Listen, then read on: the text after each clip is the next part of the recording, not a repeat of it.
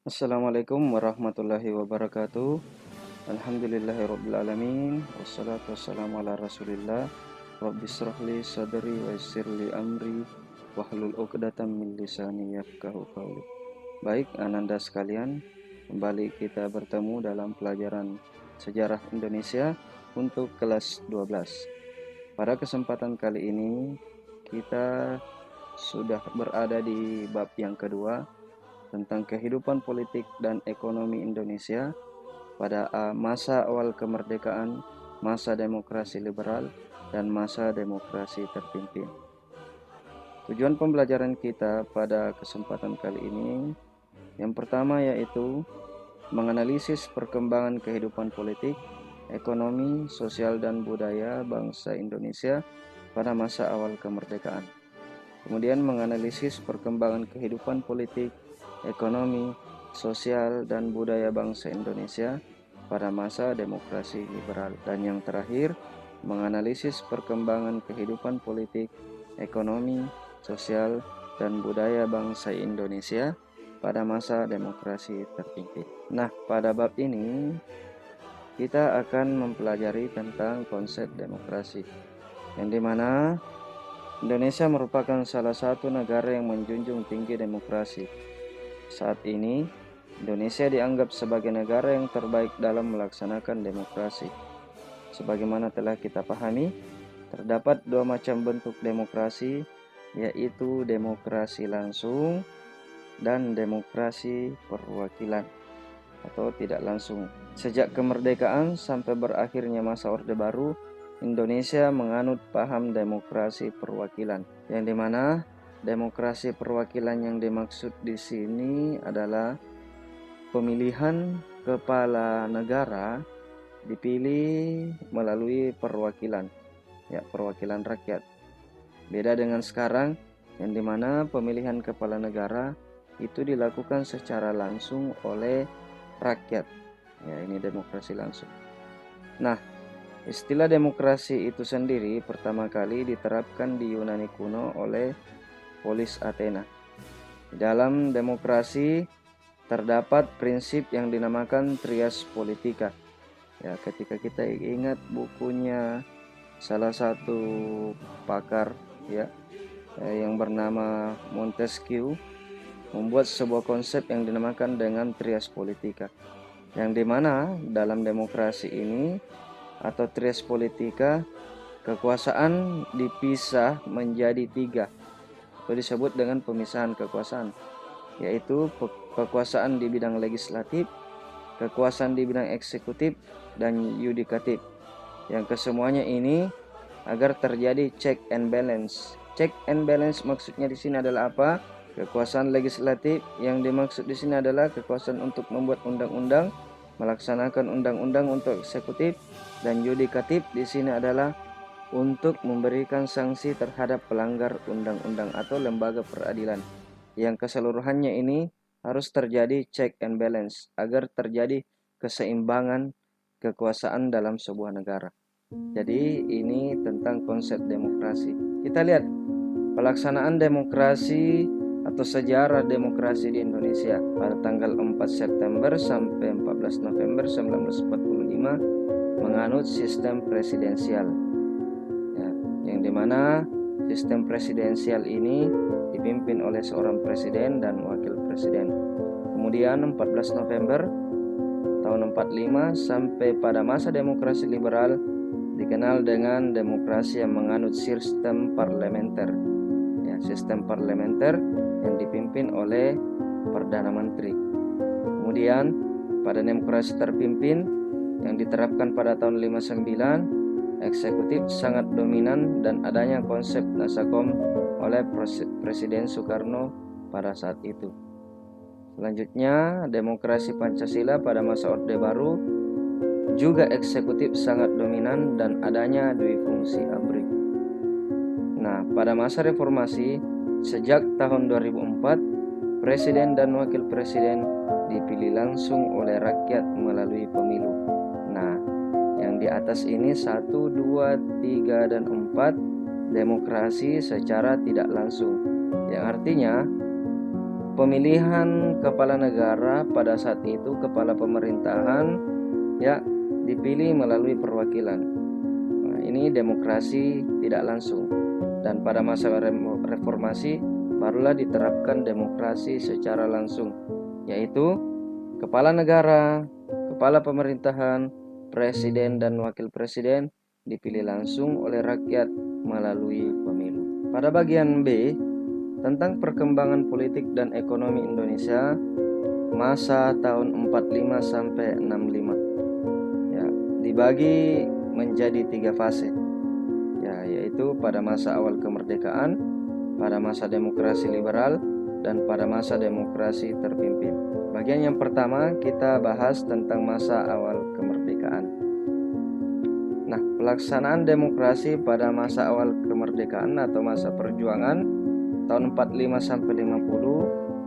Nah, kabinet yang pertama dibentuk adalah kabinet presidensial. Masanya pada tanggal 4 September sampai 14 November tahun 45. Nah, tadi dibahas bahwa kabinet presidensial dipimpin oleh seorang presiden dan wakil presiden. Nah, penjelasannya di sini, untuk menghindarkan absolutisme dikeluarkanlah beberapa maklumat. Nah, absolutisme di sini maksudnya kekuasaan yang tak terbatas. Ya, untuk menghindari kekuasaan yang tak terbatas oleh seorang presiden dan wakil presiden, maka dikeluarkanlah beberapa maklumat atau keputusan. Nah, yang pertama, maklumat wakil presiden nomor 10 pada tanggal 16 Oktober tahun 1945, isinya adalah KNIP atau Komite Nasional Indonesia Pusat berubah menjadi lembaga legislatif, adalah lembaga untuk membuat undang-undang. Kemudian maklumat pemerintah pada tanggal 3 November tahun 45 tentang pembentukan partai-partai politik. Nah, maklumat pemerintah pada tanggal 14 November 1945 berisi tentang perubahan sistem presidensial menjadi sistem pemerintahan parlementer. Ya, karena tadi pada masa kabinet presidensial ini setelah dibentuklah partai-partai politik, maka menjadi sistem pemerintahan parlementer.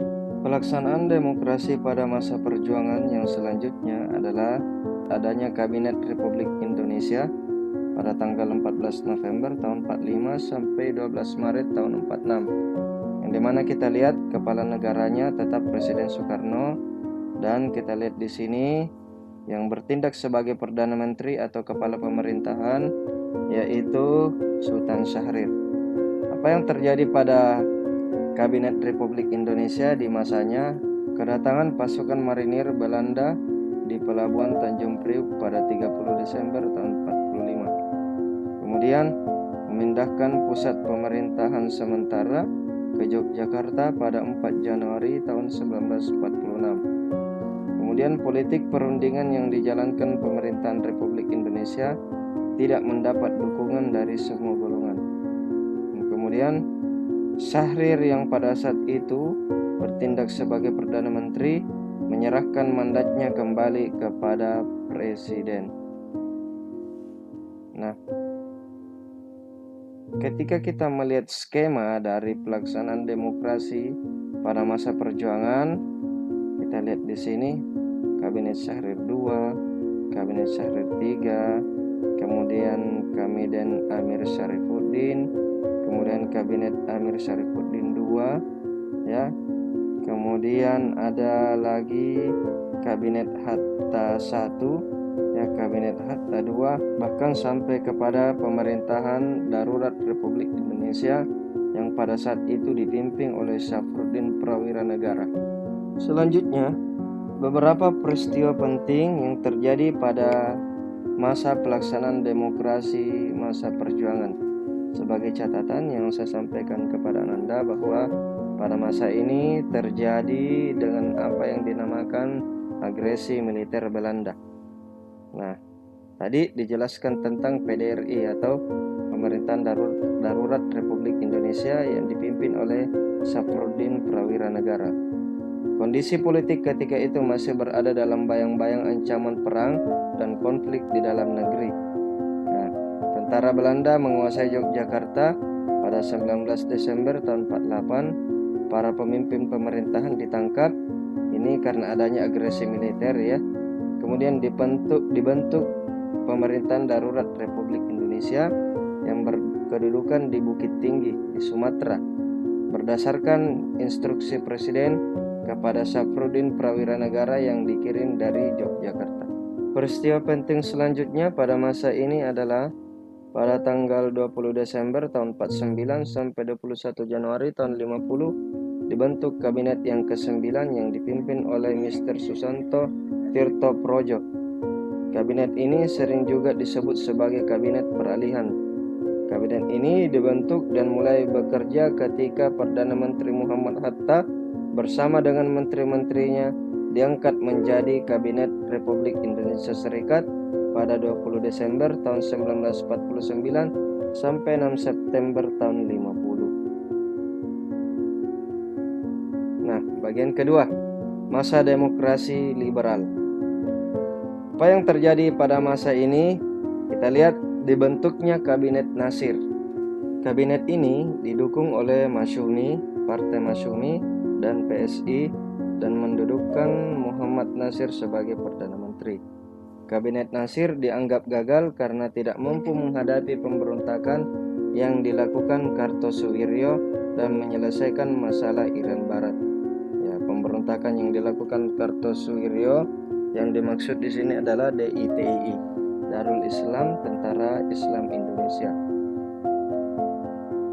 Selanjutnya ada lagi yang dinamakan dengan Kabinet Sukiman. Masanya pada April 51 sampai Februari tahun 52. Kabinet Sukiman didukung oleh koalisi Masyumi dan PNI, Majelis Syuro Muslim Indonesia, dan Partai Nasional Indonesia. Kegagalan Kabinet Sukiman dalam mengatasi gerakan Kartosuwiryo membuat pemerintahannya kehilangan dukungan dari partai politik. Kemudian Kabinet Wilopo. Wilopo menjadi Perdana Menteri dengan kembali didukung oleh koalisi PNI dan Masyumi. Kabinet ini dinilai gagal dalam melaksanakan demobilisasi dengan mengurangi jumlah tentara dari 200.000 menjadi 100.000 dan berkembangnya gerakan separatis ya membuatnya harus menyerahkan kekuasaan. Gerakan separatis yang dimaksud di sini adalah adanya beberapa golongan yang mau memisahkan diri dengan negara Indonesia, artinya membentuk negara di atas negara. Kabinet Ali Sastro Amijoyo pada bulan September tahun 50 sampai Maret tahun 51. Ali Sastro Amijoyo menjadi Perdana Menteri atas dukungan penuh dari Partai Nasional Indonesia, Nahdlatul Ulama, dan partai-partai kecil lainnya.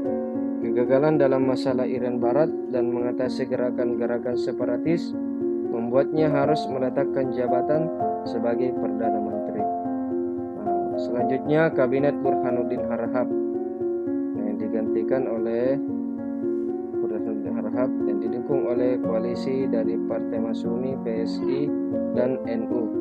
Kabinet tidak dapat bertahan lama setelah NU menarik dukungannya pada Januari 1956. Jadi bergonta-ganti kabinet pada masa demokrasi liberal.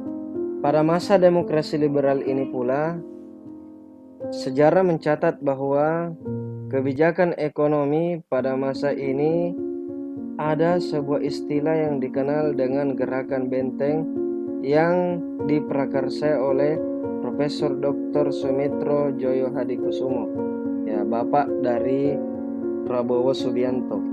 Nah, gerakan benteng didasari oleh gagasan pentingnya mengubah struktur ekonomi kolonial menjadi ekonomi nasional. Program benteng berjalan selama 3 tahun. Nah, hasilnya lebih dari 700-an usaha pribumi memperoleh bantuan kredit dari program ini. Program benteng dinilai gagal karena salah sasaran yang menimbulkan istilah perusahaan Alibaba. Kata Ali artinya para pengusaha pribumi, sementara Baba artinya para pengusaha etnis Tionghoa. Selanjutnya bagian ketiga, masa demokrasi terpimpin. Pada masa ini terjadinya kegagalan konstituante dalam membuat undang-undang dasar yang baru, membuat lembaga ini dibubarkan dan membuat Soekarno mengeluarkan dekret presiden serta kembali ke Undang-Undang Dasar tahun 1945. Dalam pidatonya pada peringatan Hari Kemerdekaan 17 Agustus tahun 59, Soekarno menguraikan tentang ide dari demokrasi terpimpin yang dinamakan dengan Manipol atau Manifesto Politik. Dan ideologi ditambahkan kata USDEK yang merupakan akronim dari Undang-Undang Dasar tahun 1945, Sosialisme ala Indonesia, Demokrasi terpimpin, Ekonomi terpimpin, dan Kepribadian Indonesia. Pelaksanaan Dekret 5 Juli tahun 59 mendapat dukungan dari kalangan Kepala Staf Jenderal Nasution yang menginstruksikan kepada seluruh jajaran TNI Angkatan Darat untuk melaksanakan dan mengamankan dekret tersebut. Kita lihat pada masa demokrasi terpimpin pun terdapat beberapa kabinet. Kita lihat kabinet kerja 1, kerja 2, kerja 3, 4, kabinet Dwi Kora 1 dan kabinet Dwi Kora 2. Jadi ketika pada masa demokrasi liberal, kita lihat tadi alurnya terdapat beberapa kabinet-kabinet, apakah itu kabinet Sukiman, kabinet Wilopo, dan lain-lain. Pun dalam demokrasi terpimpin terdapat beberapa kabinet, ya. Nah, semuanya dipimpin oleh Insinyur Soekarno. Beberapa hal penting yang terjadi pada masa demokrasi terpimpin. Yang pertama, kekuatan politik pada masa demokrasi terpimpin berpusat pada 3 kekuatan, yaitu Soekarno, Tentara Nasional Indonesia Angkatan Darat, dan PKI. Ajaran tentang nasionalisme agama dan komunis atau Nasakom yang diciptakan oleh Soekarno sangat menguntungkan posisi PKI. Nah, terjadinya inflasi yang tinggi. Terutama karena mengeluarkan uang dan membiayai penyelenggaraan proyek-proyek mercusuar seperti Games of the New Emerging Force atau GANEVO dan Conference of the New Emerging Force atau CONEVO. Selanjutnya, pembebasan Irian Barat merupakan suatu tuntutan nasional yang didukung oleh semua partai politik dan golongan. Pada September 1961 dikeluarkan Tri Komando Rakyat atau Trikora. Telah melalui perjuangan yang panjang, akhirnya Irian Barat dapat kembali ke pangkuan Indonesia pada tanggal 1 Mei tahun 1963. Kemudian pembentukan poros Jakarta, yaitu Phnom Penh, Hanoi, Peking, dan Pyongyang sebagai poros dari negara-negara anti-imperialisme dan kolonialisme. Selanjutnya, peristiwa penting yang terjadi pada masa demokrasi terpimpin yang juga merupakan bumerang terhadap Presiden Soekarno, yaitu terjadinya peristiwa G30 SPKI pada tahun 65 yang kemudian mengakhiri kekuasaan Soekarno dan sekaligus menandai berakhirnya masa demokrasi terpimpin di Indonesia. Nah, terakhir, beberapa perbedaan dalam pelaksanaan demokrasi liberal dan terpimpin. Dalam hal keterkaitannya dengan masalah kedaulatan rakyat atau kekuasaan rakyat, pada masa demokrasi liberal, kedaulatan rakyat dilaksanakan sepenuhnya oleh DPR atau parlemen. DPR dapat membentuk dan membubarkan pemerintah dan kabinet yang dipimpin oleh Perdana Menteri. Kemudian demokrasi terpimpin, keterkaitannya dengan masalah kedaulatan rakyat, secara normatif konstitusional ditetapkan kedaulatan rakyat berada dan dilaksanakan sepenuhnya oleh MPR, Majelis Permusyawaratan Rakyat. Namun dalam pelaksanaannya, kedaulatan rakyat sepenuhnya berada di tangan presiden. Ya. Selanjutnya, keterkaitannya dengan masalah pembagian kekuasaan. Untuk demokrasi liberal, kekuasaan legislatif lebih kuat jika dibandingkan dengan kekuasaan eksekutif. Kemudian, legislatif dapat memberhentikan eksekutif. Pada demokrasi terpimpin, kedudukan presiden hanya sebagai kepala negara. Ya. Kemudian kekuasaan presiden menjadi sangat dominan. Jabatan presiden ditetapkan seumur hidup sehingga tidak dapat diberhentikan oleh Majelis Permusyawaratan Rakyat sementara. Keterkaitannya dengan masalah pengambilan keputusan, pada masa demokrasi liberal, semua pengambilan keputusan berada di tangan DPR dengan mekanisme keputusan diambil berdasarkan kepada suara terbanyak.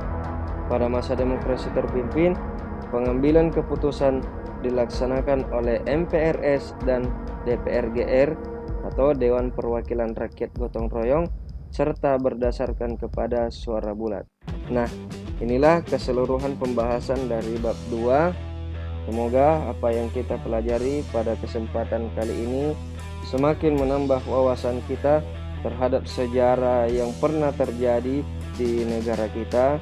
Saya tak henti-hentinya menyampaikan kepada Ananda bahwa satu ungkapan yang pernah disampaikan oleh Presiden kita, Presiden Soekarno, beliau pernah mengatakan bahwasanya jas merah, yaitu jangan sekali-sekali melupakan sejarah. Ya, karena bangsa yang besar adalah bangsa yang tidak pernah melupakan sejarah dan jati dirinya. Semoga apa yang kita pelajari pada kesempatan kali ini bermanfaat bukan hanya untuk diri kita, namun juga kepada orang-orang yang ada di sekitar kita, terlebih lagi kepada bangsa dan negara kita. Saya tutup dengan ucapan hamdalah dan doa kafaratul majelis. Alhamdulillahirabbil alamin. Subhanakallahumma wa bihamdik asyhadu an la ilaha illa anta astaghfiruka wa atubu ilaik. Assalamualaikum warahmatullahi wabarakatuh.